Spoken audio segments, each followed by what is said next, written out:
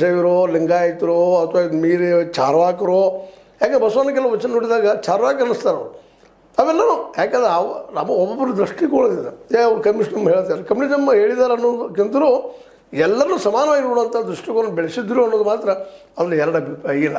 ಈ ದಿಸೆಯಲ್ಲಿ ಕರೇರಿಶ್ರೀ ಅವರು ಇನ್ನೊಮ್ಮೆ ಆ ದಿಶೆಯಲ್ಲಿ ಚಿಂತನೆ ಮಾಡಿದ್ರು ಇವಾಗ. ಯಾಕೆಂದರೆ ಸಾವಯವ ಕೃಷಿ ಬಗ್ಗೆ ಅವರು ಮಾಡಿದಂಥ ಸಾಧನೆ ಒಪ್ಪುವಂಥದ್ದು. ಆದರೆ ಇಲ್ಲೇ ಇನ್ನು ನಮ್ಮ ವಿಷಯಕ್ಕೆ ಬರುವಂಗ ಇಲ್ಲೇ ನಾಳೆ ಇವತ್ತು ಉದ್ಘಾಟನೆ ಬರುತ್ತಿರುವಂಥ ಅವರು ವಿಶೇಷವಾಗಿ ಕೃಷಿ ಬಗ್ಗೆ ಇನ್ನುಳಿದ ಬಗ್ಗೆ ಮಾತಾಡ್ತಾರೆ. ಅದರಲ್ಲಿ ಎರಡು ಮಾತಿಲ್ಲ, ಒಳ್ಳೆ ಮಾತುಗಾರಿದ್ದಾರೆ. ಆ ಮಾತುಗಳಲ್ಲಿ ಒಂದಿಷ್ಟು ಏನಪ್ಪ ಧಳಂಶಾಹಿ ಮಾತಾಡೋಂಥ ಒಂದಿಷ್ಟು ಕಡಿಮೆ ಮಾಡ್ತಾ ವೈಚಾರಿಕ ಮತ್ತು ಅವ್ರು ಏನೋ ವಿಚಾರ ಮಾಡ್ತಾರೆ. ಇವರು ಕಮ್ಯುನಿಸ್ಟ್ರು ಮಾತಾಡ್ತಾರೆ, ಕಮ್ಯುನಿಸಮ್ ಅಲ್ಲ ಮತ್ತೊಂದಲ್ಲ ಏನೂ ಅಲ್ಲ, ಬದುಕಿನ ಬಗ್ಗೆ ಪ್ರಗತಿ ಅವರು ಪ್ರಗತಿ ಒಬ್ಬ ಏನಪ್ಪ ಕೃಷಿಕರು ಅಂತ ಹೇಳ್ಕೊಳ್ತಾರೆ. ಆ ಎಲ್ಲ ದಿಶೆಯಲ್ಲಿ ಈಗೇನು ನಿಪ್ಪಾಣಿಗೆ ಬಂದು ಉದ್ಘಾಟನೆ ಮಾಡ್ತಿದ್ದಾರೆ ಈ ಕೃಷಿ ಮೇಳದಲ್ಲೇ ಎಲ್ಲದ್ರ ಬಗ್ಗೆಯೂ ನೋಡ್ತಾ ಇದ್ದೆ. ನನಗೆ ಸಹಜವಾಗಿ 12ನೇ ತಾರೀಕಿಗೆ ಏನಪ್ಪ ಆದರೂ ವಿಶೇಷವಾಗಿ 100 ಟನ್ ಕಬ್ಬು ಬೆಳೆದ್ರ ಬಗ್ಗೆ ಕಬ್ಬಿನ ಬಗ್ಗೆ ಪ್ರಶಾಂತ್ ರಾಜಮಾಣಿ ಒಂದು ಉಪನ್ಯಾಸ ಇಟ್ಕೊಂಡಿದ್ದಾರೆ. ಮತ್ತು ಬೇರೆ ಕಾರ್ಯಕ್ರಮಗಳಿದ್ದಾವೆ.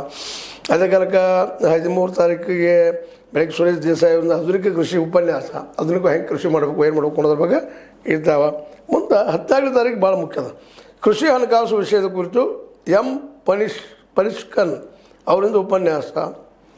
ಅಂದರೆ ಈ ಒಂದು ಯಾವ ರೀತಿಯಾಗಿ ದುಡ್ಡನ್ನು ನಾವು ಬಳಸಬೇಕು ಅನ್ನೋದು ಇರಬೇಕು ಮೋಸ್ಟ್ಲಿ, ಅದರ ಬಗ್ಗೆ ಮಾತುಗಳಿದ್ದಾವೆ. ಮುಂದೆ ಅದೇ ಕಾಲಕ್ಕೆ 10ನೇ ತಾರೀಕಿಗೆ ಸುರೇಶ್ ಪಾಟೀಲ್ ಅವ್ರ ಕಡೆಯಿಂದ ಸಮಗ್ರ ಕೃಷಿ ಪದ್ಧತಿಯ ಕುರಿತು ಮಾರ್ಗದರ್ಶನ ನೀಡಲಿದ್ದಾರೆ ಅಂತ ಮಾತು ಹೊರಗೆ ಬಂದಾವೆ. ಅದರ ಜೊತೆಗೆ ಇನ್ನೂ ಕಾರ್ಯಕ್ರಮ ಮಧ್ಯಾಹ್ನ ಇರ್ತಾವೆ. ಮುಂದೆ ಈ ಎಲ್ಲ ಕಾರ್ಯಕ್ರಮಗಳು ನಡೆಯುವಂಥದ್ದು 15-16 ತನಕ ನಡೀತದೆ ಕಾಣ್ತದೆಯಲ್ಲ. ಆ ವಿಶೇಷವಾಗಿ ಈ 12 ಎಕರೆ ಒಂದು ಏನು ಜಮೀನದ ಆ ಜಮೀನದಲ್ಲಿ ಕಾರ್ಯಕ್ರಮ ಮಾಡ್ತಾ ಇದ್ದಾರೆ. ಅಂದರೆ ಇದು ಒಟ್ಟು ನಿಮಗೆ ಯಾಕೆ ಈ ಮಾತನ್ನು ಹೇಳಿದ್ರೆ ಇಲ್ಲಿ ಇದನ್ನೆಲ್ಲ ಗಮನಿಸಿದಾಗ ಇಲ್ಲೇ ನಮ್ಮ ಜೊಡ್ಡೆಯವರು ಒಂದು ದೊಡ್ಡ ಪ್ರಯತ್ನ ಮಾಡ್ತಾ ಇದ್ದಾರೆ. ಕಬ್ಬು ಬೆಳೆಗಾರ ಆಗಿರ್ಬೋದು, ಸಾವಯವ ಕೃಷಿ ಆಗಿರ್ಬೋದು, ಇವೆಲ್ಲನೂ ಒಪ್ಪುವಂಥ ವಿಷಯನ. ಆದರೆ ಇಲ್ಲಿ ನನಗೊಂದು ಸ್ಪಷ್ಟವಾಗಿ ಬೇಕಾಗಿದ್ದಿಲ್ಲ. ಮೊದಲು ಈಗ ಆಲ್ರೆಡಿ DCC ಬ್ಯಾಂಕಿನ ಇವತ್ತು ಅಧ್ಯಕ್ಷರಾಗಿದ್ದಾರೆ ನಮ್ಮ ಜೊಲ್ಲೆ ಅವರು.